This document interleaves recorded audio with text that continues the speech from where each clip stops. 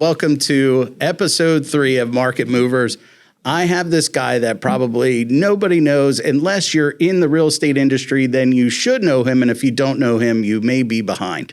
It's Jimmy Mackin, the co-founder of Curator, the co-founder of what's it called? Listing Leads. Is that the name of it now? Listing Leads.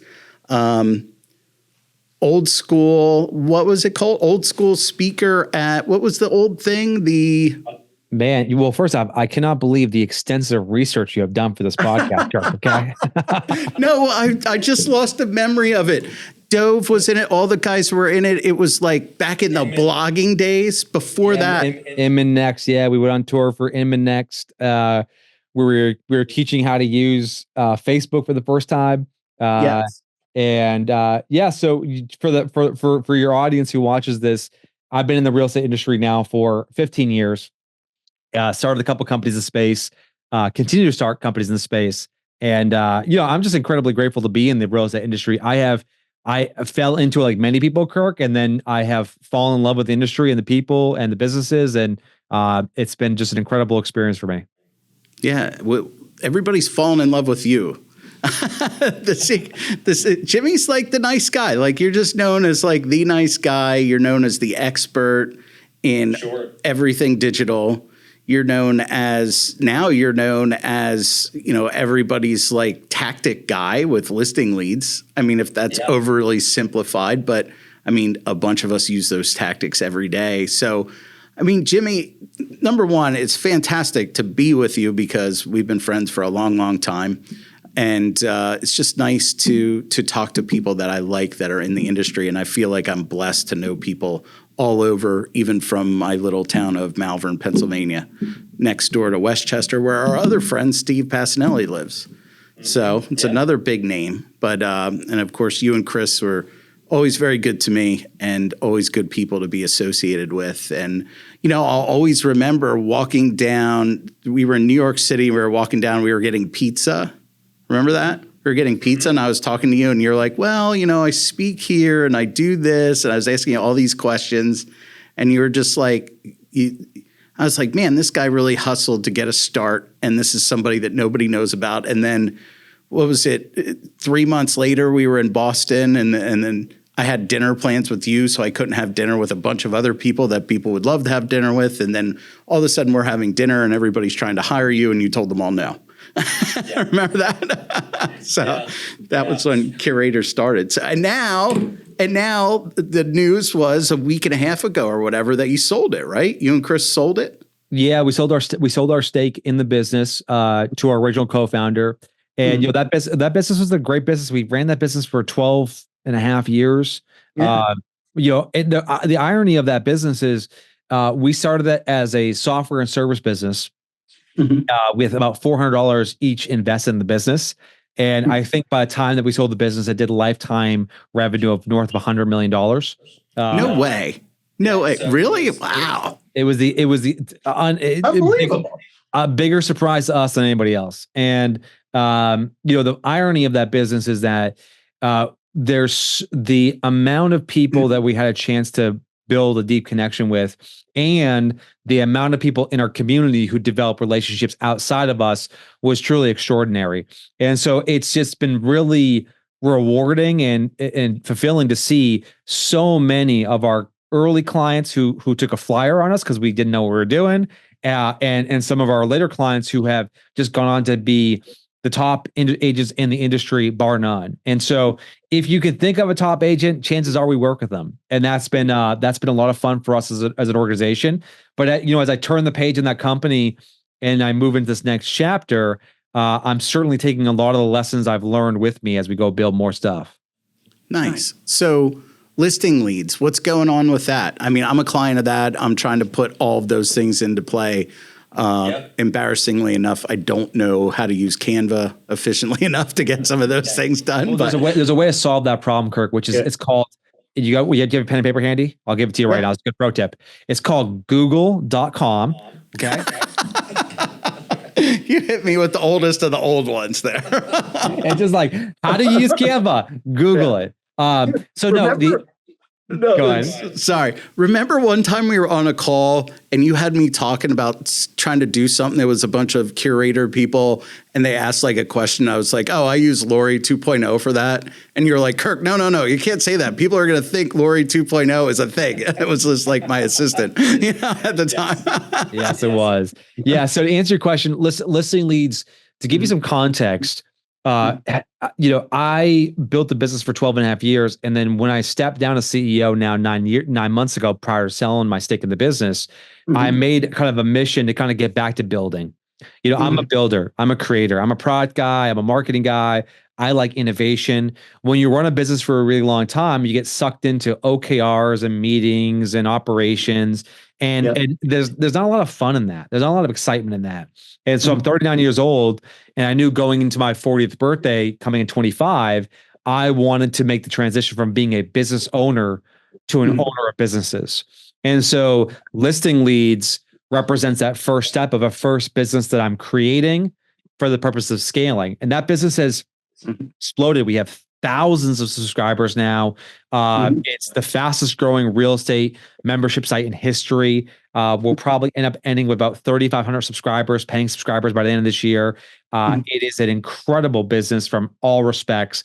But it represents a philosophy I have on businesses, which is solving really specific problems and being hyper focused on that and not getting dragged into becoming everything for everyone. So the future products that we'll be rolling out, we have a product for seller reporting. We have a product for email marketing. We have a product for Instagram growth. These will all be standalone businesses that will solve a singular problem. And so I'm starting to assemble an incredible team of talented people who have deep levels of specialty to execute against this sort of portfolio of business vision that I have. And I'm just incredibly excited about continuing to add more value to this industry. Yeah. Well, you always add value, and one of the things that I remember working with you when we were working together years and years ago, in a WeWork or whatever, was like you're incredibly inquisitive on like what's working and what's this and what's that, and you drill down and get people all the way down to the basics of what things are. So I've only witnessed a few people like that in my life, and you're one of them, and that you can really get down to the things. And one of the things that I, am known of, and you'll probably laugh when I say this, is like my superpower is just making things incredibly simple.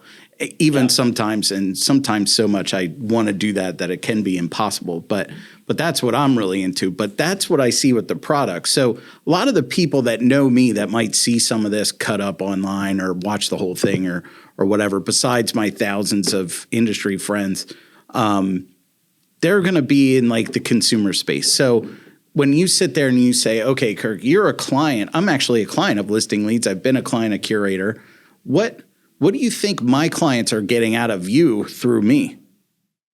Yeah. Well, one thing I want to come back to, just because you said something that's really important, which is there's a great line from Michael Jordan. He says, successful people listen. Those that don't listen don't survive long. And I think to echo your larger point, I think that anybody who is aspiring to be, I won't even use the word leader, aspiring, if you're an ambitious person trying to do something, you are a fanatical learner. You can't not be. I mean, like, and people like to associate themselves with this idea of being a leader or having leadership qualities. I'll tell you right now, the best leaders I know that I've had a chance to work with, you'll never hear them say the words, "I'm a leader." They'll never say that because it's such a stupid thing to say. It's something other people say about you. It's something you say about yourself. And so what I think is interesting around this idea, if you're building a business and you're trying to build a business, I'm a big fan of pattern matching. What are the smartest, what are the best people doing right now that's working for them? What's true today that wasn't true 5 years ago? How is technology shifting the way in which we run our businesses and operations? What opportunities are arising because of these shifts? These are questions you should be asking constantly. And then more importantly, you should have a clear North Star. what are you trying to build and why? And that probably shouldn't change that often. And so all the other million little decisions you make along the way should sort of align with that basic idea. So I didn't answer your question at all, but I just want to kind of call that out. Like that's at least where my head goes as you start to share that. Yeah. So let's get back to that though. Like, what do you think the client should be getting out? Like agents that are going to go, okay, I'm going to sign up for Curator or Listing Leads, whether it's your company or anybody else's, right? What do you think they should be getting at? Like, why should people care if their agent is engaged in any of these platforms, let alone, but more specifically, Listing Leads? Like, why? What's the value? Yeah. Well, I think, we're in the business of getting our clients customers without having to pay the profit crushing referral fees. So we have a worldview. Our worldview is you should not buy leads, you should generate your own. And if you look at the different ways in which you can generate your own business in real estate today, you can do it through nurturing your database. You can do it through social media. You could do it through video marketing, like we're doing right now. You could do it through farming. You could do it through referrals and call it business partnerships, or you can go buy internet leads, call them until they convert or die, or sell your soul to these larger portals and pay a 40% referral fee at closing while they sort of, monitor every moving behavior and activity. And so I don't think as a business philosophy that anybody should get between you and your customers. And so I want to support our agents and our members with the marketing ideas and the tactics and the strategies that allow them to go hunt for their own business and not pay the tax that these companies are imposing on us. And so the question that people have right now when I've coached marketing is go, hey, I love the idea of email marketing. I love the idea of social media marketing. I love the idea of direct mail marketing, but what do I actually send? And so we answer that question. We create the marketing campaigns. We write the copy. We design the postcards, and then we give them these assets that are proven and battle tested. We give it to them so they can be really active across these different channels. And if they're consistent with it, they'll get results. Now, if they don't know how to use Canva and they are unwilling to Google that, then we can't do much with that. But okay. But you're hitting me hard on the Canva. It's a list thing. That's what my hope is. And because we have in our industry, we've fallen in love with this idea of technology. But technology is only a means to an end. How is technology allowing me to acquire customers at a lower cost, and how is it allowing me to scale? If you don't answer those two questions, then you're usually probably just paying for some shelfware. Right, for 100%. 100%. So that brings up a couple of things, and I won't say any specific names, but I know I've heard you say this before, so I'll augment it. But you have said the portal leads are the price you pay for terrible marketing. Right. Yeah.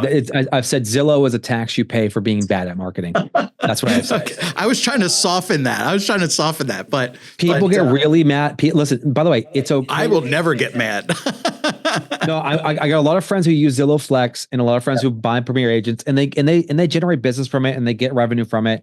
But it should never be a large percentage of your business. And they know that as they're not dumb people, they're smart people. They know that as well as anybody else, is that if one single source of business becomes most of your business, you have a job, you don't have a business.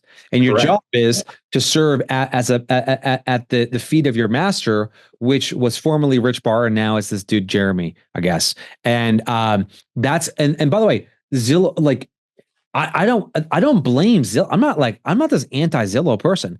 I wish I started Zillow. I love the business model. Right? Who wouldn't want to have started that, right? It's a great business, and I just want to. I think that Zillow's got incredibly smart people, and I know they care about their agents, but they have a responsibility to their shareholders to increase their revenue and reduce their cost.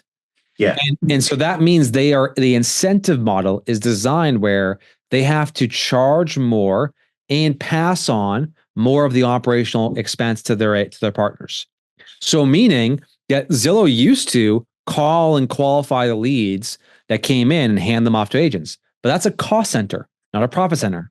So if you can outsource that to your partners and they incur the cost, you then experience additional margins, which is good for shareholders. That's what shareholders want to see. So I just don't like the way the incentive models are lining up with these companies.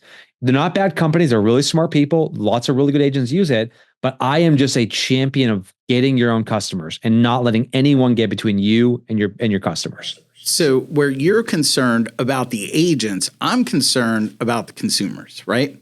So when I paraphrase what you said is, what is, and maybe I'll take heat for this, but I've said this so many times on panels, et cetera. Like, how good is that agent that has to answer the phone immediately and show up somewhere immediately? So if I was to paraphrase what you were saying with helping agents with marketing and helping agents become better marketers, and then the smart business people that are agents, they're the smarter agents. And as our friend Sharon would say, you got these agents that are lead monkeys and deal junkies, right? So it's just about these leads. And then you go back to what your former partner, Chris, said years ago, which is leads are people, right? Which is now becoming popular. But Chris said that 10 years ago, right? And so I would paraphrase that by saying, you're helping agents become better marketers, which is training them to market, which benefits their clients because they know how to market, which means they know how to market their house. They know how to market to them. They know how to market to the next guy, which puts money in that seller's pocket. And the alternative is, what is the quality of the agent that customer, that client gets, that's just waiting for the phone to ring, or in our new world, right, ding, right? Waiting for the phone to ding, I would say, versus the old days of waiting for it to ring, right? Yeah. So that's what I really like about the stuff you've done, and I really think that's awesome. To your point, just jump in so I don't forget this thought here, Kirk. To your point, Zillow is going to force the hand of its partners. Mm-hmm. And it may not even, it probably realizes it, but it may not, because you're right. If I'm a broker owner or team lead who uses Flex, and I'm having to build all this infrastructure that I'm paying for, ISAs, a sales manager, I'm having to spend time reporting on my numbers every week to my Zillow rep. Okay, I've incurred real costs. That cost has to come from somewhere. It's likely going to come from, and I'm already not making that great of margins on it. It's likely going to come from the commission I'm sharing with the buyer's agents who are working those deals. So all of a sudden, you have this world where a buyer's agent who's handling this customer transaction is likely getting paid less than 25% of that deal, maybe even as little as 20% or 15%. Well, the problem, of course, is that if that becomes the standard, then there's only a certain type of agent who's going to work for 15 to 25% on a deal. And that is an agent who is inexperienced. That is a new agent. And so Zillow wants to serve its customers, meaning the consumer. That's been their whole thing. Turn the lights on for the consumer. If they want to do what's best for the consumer, they are creating an environment where that becomes increasingly more difficult, because the difference between a junior inexperienced buyer's agent and a tenured experienced agent is night and day. I mean, you're paying, it's the delta. I mean, the really good ones. Glenda Bacon and I were talking about this recently in a podcast. We think that the vast majority of agents are overpaid, and the vast majority of great agents are grossly underpaid. And that's always been the story of real estate. And so, yeah, I think we don't spend the entire podcast talking about Zillow, but it is an environment that I think we have to pay attention to. Let's be honest. You can take that to whatever commercial will find you an agent, whatever personality, TV personality will find you an agent. You could take that all the way back to Relo, which is and that's the key, right? Is, if these new numbers that we see, 13 years or whatever, 12 years. So it's a shame because the consumer doesn't even understand what's happening. And when you take time to explain it to them, it like makes their head spin because they just can't even believe it would happen. Not to pick on Zillow again, but when you go back to like 2006 and you could have like my original website, like my original like big spend website for marketing, #1 expert. I don't even know if you remember that product. Yeah. That was doing the what did they call it before the MLS did it? Not IDX. They had a term for it where they're pushing VOW. Yeah, virtual office, and there was another one, distribution, whatever you want to call it. They were taking the listings and piping a feed. Syndication, that's right. Yeah. They were doing syndication back then, and that was a big deal. And that's how only some of the websites could get it. But then it evolved, and this is why it's important to the consumer to think about this stuff. It's because then it evolved into the ring and the ding from a portal, not even just Zillow, with trying to make it like Uber. Well, yeah, Uber's great for when I drop off my car at, the detailer and I got to get home to get to my other car or whatever, or any of that stuff you do on a daily basis. Sounds like champagne problems to me, Kirk. Right. But you know what I mean? Like a task, right? Where you got to get to a car or whatever. Uber's great, except for in Boston in 2013 when we almost died. But putting that in, right? If you look at this whole big thing, putting that into the mix took us away from, what you call maybe an old school agent like myself, still young but old in the business, where we were kind of forced to get away from that consultation. And then you layer on top of the recent stuff with the lawsuit and everything, right? That's pushing us back toward the consultation. And the only thing that changed in between was this like Uber idea of hit a button, get an agent. And the consumer, there's two things the consumer doesn't know. And you probably know this, but if you don't, they don't know this. Up to the minute, they don't know this. Number one, they don't know that a big amount of showings are happening in their home with one of those ring or ding agents, I'm calling it today. We're ring or ding, right? Those showings are happening with one of these agents, and they're meeting that customer, because I don't want to say client, because there's a distinction, in their living room for the first time. And they might not even know anything about their neighborhood, the town, or the house. Yeah. It's just a matter of where are they directing their profit share or spend to one of these companies. They also don't know that when they click that button, they're not talking to anybody that's affiliated with the house. The consumer doesn't know that from the buy side. So it's amazing to me that people still don't know that. And when you explain that to them, especially around this new settlement stuff, which I don't want to go too far into at all, but it's like a news flash. And now we've kind of been forced to, where I've talked to people about this stuff for a long time, because I feel like my average client is way more informed than the average ring or ding agent. I think that's my goal, at least. I want them to walk away from that thing really knowing, right? And that shows up in my reviews and everything else. But nobody's telling them that. And they don't understand that they're, in a world where the free thing is you're the product, right? There's a large amount of people that still don't understand that concept. And that's nothing wrong or against them. But that's why I look at people like you in the industry that are trying to make, the agents better and try to do something. And then you might just look at it and say, well, in a world where you make money, you're probably going to be better if you make money than if you don't make money. So do you really want any of your important service providers in your life to not make money? Well, I think this is one of the biggest sins we have in real estate, Kirk, which is the original sin is from a marketing perspective. We told agents were told to tell consumers that we'll make the process fast, easy, and simple. Right. And as a result, we never showed the consumer how difficult it is to get a deal across the finish line. And there's always something hard about a deal, and the hard changes.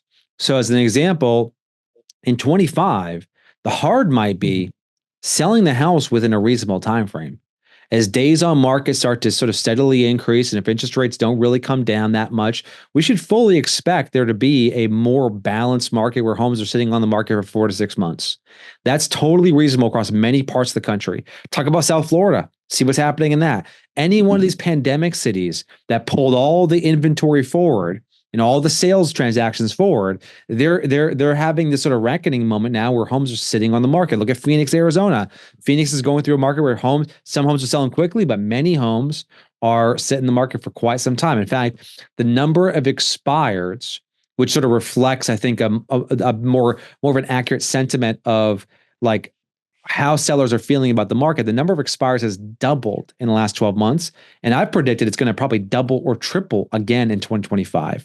So you have the situation where there's always something hard. Even in the cocaine and champagne days of 20 and 21, where, I mean, every agent was just on fire.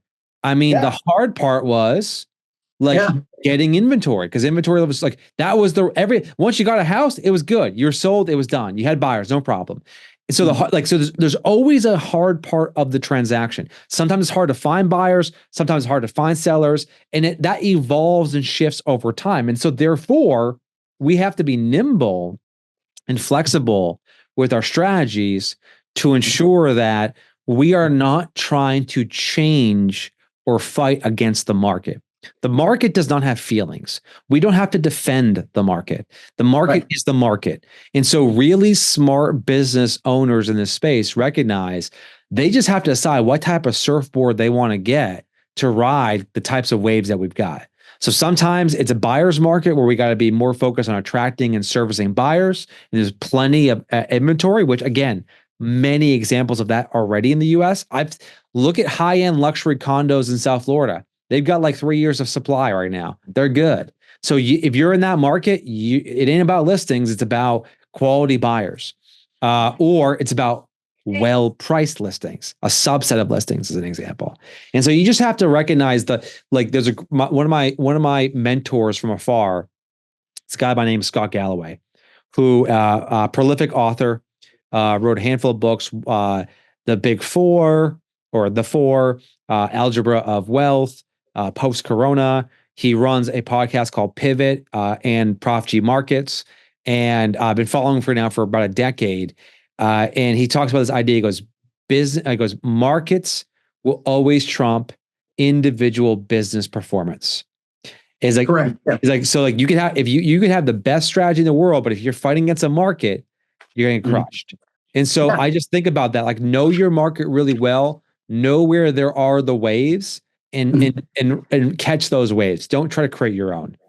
Right. So here's something that you might not know from like your perch, right? Because you're in a different seat than me or a consumer or somebody else, right?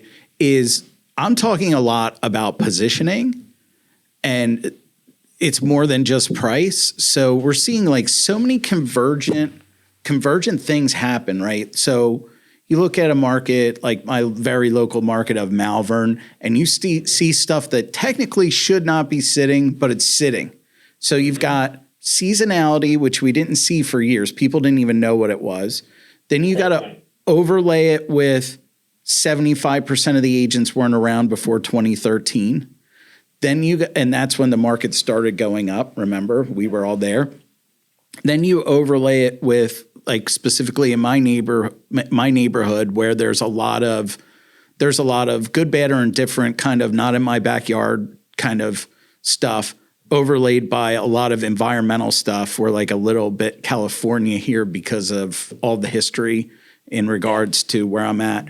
And then overlay it with a booming, economy that we always have here because we have so much diversity of business. We have so much growth. And you've got like all of these converging factors, and you've got properties sitting and properties selling. And then you overlay that with, okay, millennials are buying and zennials are buying, but they're really buying with boomers' money, right? And then boomers are buying, and then rich people are buying stuff because they just aren't affected. And then I look back, and I don't know how many years ago, and I don't know if I ever discussed this with you. I may have years and years ago, where I actually went and backtracked all the listings that I did, hundreds and hundreds of listings through a bunch of different markets. Now, I started in the business in 2005. So I've seen a number of markets, right? And all the things I did, all the way back to '08, where I'm standing next to Dave Lineker, and he says, Kirk, you got to do something because the houses are in a beauty contest and a price war at the same time, and then so that caused me to add staging. So that's a lot of information, but you overlay all these cross currents. What I found out when I did that research years ago was it was 12 showings, and you won't hear this anywhere because this was my little study, 12 showings or 30 days, and you got a problem. 12 showings or 30 days, and you got a problem. That means if you get 12 showings on your first day, you got a problem if you don't have an offer. That means if you're 30 days and you have 3 showings, you got a problem. If you had 30 after 30 days, you had the problem back at the 12 showings. Does that make sense? Yeah. I'm tracking. So you have to position the property with the preparation, which I don't think a lot of people are doing, even down to just like having a video. Like people aren't doing that. They're not doing staging. They're not sending cleaners to make the place as clean as possible. They're just not doing this stuff. And that's where you're seeing stuff sit. But then the major overlay is that if you got something less than 500,000, it's just like Katie bar the door because it's still selling. And then the big overlay is unless the house is like super special, you literally can't afford to build it for what it's going to sell for today. So the market is actually incredibly strong, but the sentiment is incredibly weak. Yeah. It's a couple of things you mentioned there that are worth double clicking on, as the McKinsey consultant would say. This idea of preparation. Good markets create bad habits. Correct. And one of the bad habits we developed is we stopped looking at a listing as an asset and we started looking at it as a cost center. Let's say hypothetically you've got a $500,000 listing, and for the sake of argument, when you sell the house, you're going to make $15,000 in commission. Okay. Well, you should take an advance of that commission, maybe $1,500, right? Maybe $2,000, and say, I'm going to invest in staging, photography, videography, advertising, open houses, because that investment isn't just going to help get the house sold, which it will. It will also help you attract other sellers, because every other prospective seller is looking at how an agent represents their current client's house in deciding whether or not they think that's actually up to their level of what they're looking for. For some reason, we forgot this very basic principle: show, don't tell, right? As Sharon would say, proof over promise. And so I'm a huge fan of over-indexing and over-investing on the preparation and presentation of your product. There's a reason why Rolls-Royce still hand paints the coach lines on the Phantoms. Okay. One guy does that. Because if you hear that Rolls-Royce hand paints the coach lines on their cars, you, in your mind, you build an association right there. Just that one little bit of information, an association that, oh, that's a high quality car. That's high quality craftsmanship. Okay. And so marketing is all about building, branding is all about building the right associations. And so if you've got a listing and it's going to sell quickly, you might say, well, what's the point of photography? What's the point of it? It's not going to make any difference.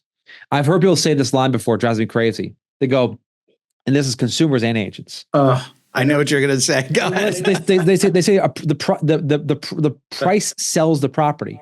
Or the house sells itself. The house sells itself. Bitcoin.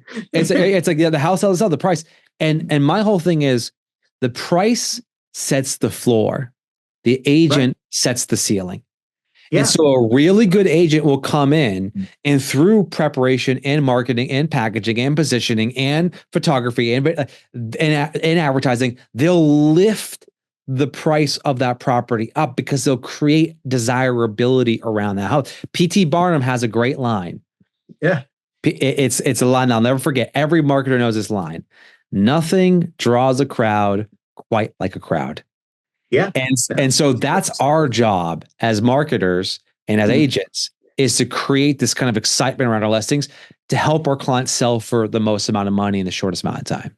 So have you ever heard, I don't know how much time you spent in the Philadelphia area. How much time have you spent in Philadelphia area? I try to spend as little time in Philadelphia as a Boston guy, except when we win Super Bowls, championships, right? Rings. I mean, like, no, I have so many friends in Philly. And every time something crazy happens, I mean, Philly is a bit of the Florida of the Northeast. If something crazy happens, it's in Philly. And my favorite Philly story is like during any sporting event, they have to grease the poles downtown because it's not everyone. It's every big one though. Yeah, they do have to grease the poles. I feel you. That's it. But hey, we're the most passionate people. Very passionate people. But we have something here. We have something here called Wawa. And it's a gas station, and you can get a hoagie in there, and you can buy snacks and stuff. So, and they have soft pretzels. And back in the day, they were like legit delis. But anyway, there's nothing better than when that agent calls me and says, "What's going on with this house?" And we're like 12 minutes into the showings, and I'm like, "Well, it's busier than Wawa at lunchtime," and that's what you want to create. That's what I've been creating for my clients, that delta, because again, our common friend, right, Sharon, he's like, you can charge people money, but you got to make them money or save them time or save them effort or both. You've got to deliver that in spades of value. Yeah, and people will not complain. I mean, I just think anybody good is worth paying. I know not everybody agrees with that, but there's markets for everything. But this stuff with marketing and how this whole industry has changed recently is so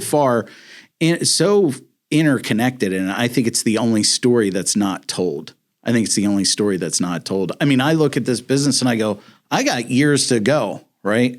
And, I'm in Dallas at Summit and Jason's there. And Jason says that people are looking at social media as something that could be more important than, what was it, 1000 Watt that said that? It was more important than online portals and the MLS. Well, I would say the online portals do serve a purpose. I would say the MLS is so incredibly important that people don't even realize. It's one of those things that if it were gone, you would really miss it.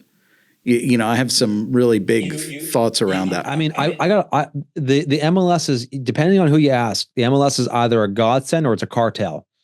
Mm-hmm. And I think what's interesting about the MLS is that I think it was Robert Refkin who recently said, and I just saw the headline, I didn't see the whole story, so he may not have said this exactly, but I'll give you the headline, which is Zillow is going to become the new MLS.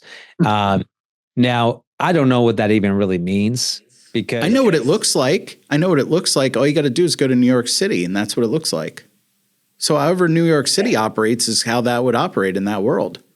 Which is not a great environment, frankly, in terms of just like, it works for them, but obviously I don't think anyone looks at that and holds it up as the gold standard for models. I think transparency. Yeah, true. But the concept that Jason was describing, and Jason Pantana is one of the smartest people in our industry. One of the concepts he's describing is this idea of dispersion, which is there is almost always in business history, there have been gatekeepers. And then some new advancement technology has disrupted the gatekeepers, and then a bunch of new incoming businesses have been able to emerge. And so, classic examples of that, of course, is looking at Netflix not having to rely on, let's say, traditional broadcast TV and just using the internet to be able to reach consumers. And certainly in business to consumer products, just the fact that right now you can create a Shopify website and sell a product to anybody in the world, and they'll handle the entire logistics and operations, and you no longer have to rely on traditional retail. So there are many examples where there's a technological innovation that takes an incumbent and flips it on its head. Now, it's always slower and takes longer for it to become a reality. Today, the vast majority of consumers find their homes because they're on Zillow.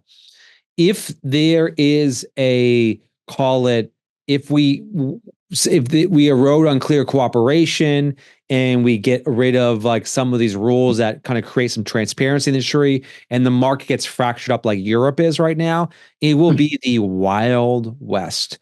And so I think our model can certainly be improved. And listen, there's much smarter people who are talking about this, like Rob,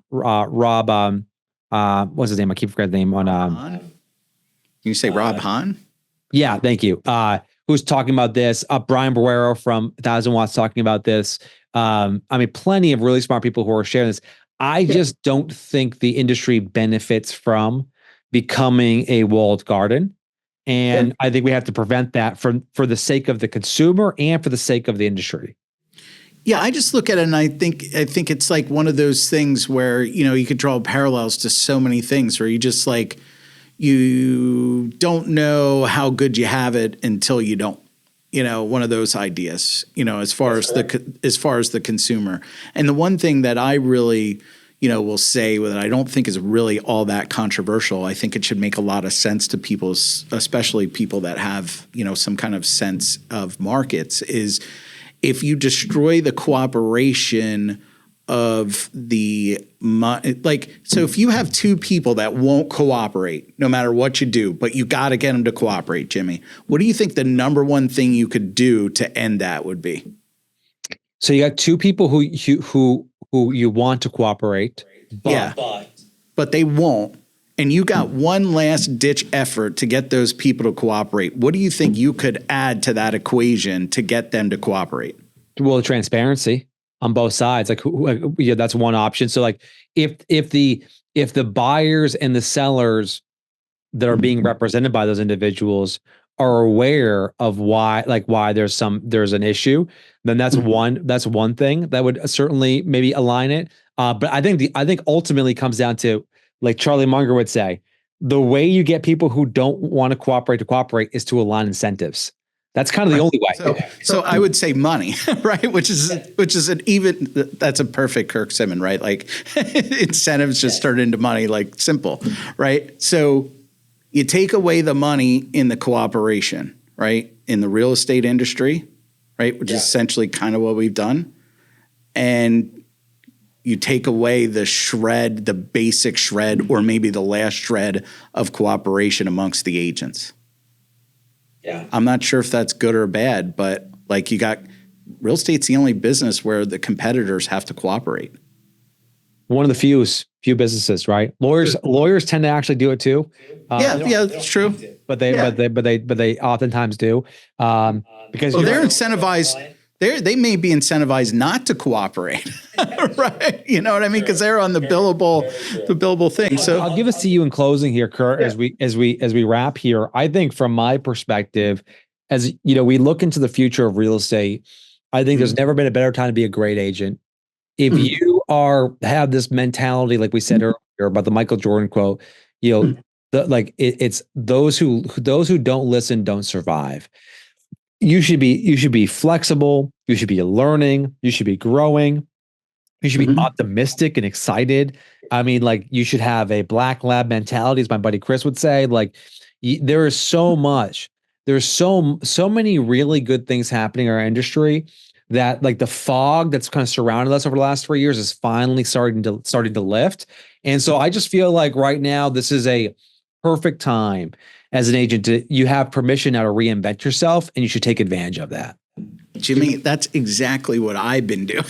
That's exactly what I've been doing, especially post-summit and talking to smart guys like you. But I think the win for the consumer right now and everything that's going on is the strength of playing to the best agents. And that's not the agents that, claim to do the most transactions or whatever. That's the agents that know what they're doing. So I think the consumer is a big winner in the end of a lot of things that are changing, and companies like you are supporting good agents that are out there getting tactics every day to find somebody a house in a market where you can't find a house, and giving tactics to agents to sell a house in a market where, because of all these cross currents and all these channels and all these micro markets inside, you can't even make a base statement about how good the market is, because it's like, well, are you over here, over there, price?